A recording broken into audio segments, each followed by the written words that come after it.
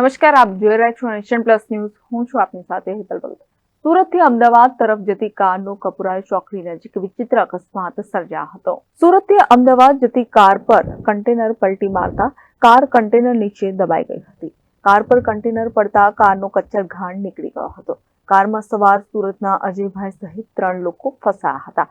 બનાવની જાણ fire brigade અને પોલીસને કરવામાં આવી. બનાવની જાણ થતાં ફાયર બ્રિગેડની ટીમ ઘટના સ્થળે પહોંચી હતી. ફાયર બ્રિગેડ દ્વારા કારમાં ફસાયેલ લોકોનું રેસ્ક્યુ કરાયું હતું.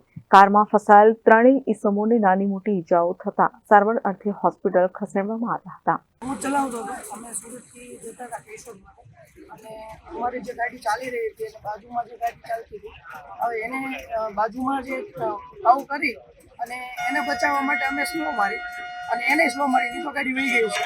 અને અમારા સ્લો મારવાથી પાછળની જે ગાડી જે છે ટ્રક, એ એની બેલેન્સ ખોવાઈ ગઈ અને એને અમને બચાવવા માટે અથવા તો કંઈ પણ હોય એને ફેરવી નાખ્યો અને એ જે ટોલું છે એ અમારી ઉપર પડ્યું. આ રીતનો આખો બનાવ. એટલે ઘટનામાં કોઈને ઈજા થઈ છે કે નહીં? ઘટનામાં માતાજીની કૃપા છે, ઈશ્વરીય શક્તિ છે.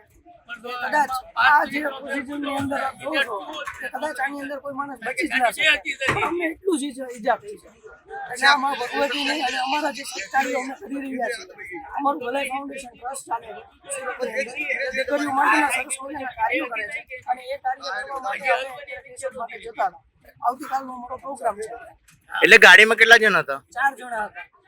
એટલે ઈજા સામાન્ય જ થઈ જ બધા? સામાન્ય પણ નથી, એટલે બચી ગયા બધા? બચી જ ગયા છે. આ યુનિશનની અંદર કોઈ માણસ બચે એવો અમને વિશ્વાસ નથી આવતો. એટલે ક્યાંથી ક્યાં જતા હતા તમે? અમે સુરતથી કેશોદ.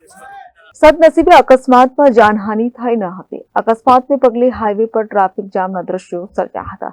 પોલીસે ટ્રાફિક દૂર કરી વાહન વ્યવહાર પુનઃવત કર્યો હતો. કેમેરામેન નવનીત પરમાર સાથે Satyam Nivaskar, nation plus news, Vadodara.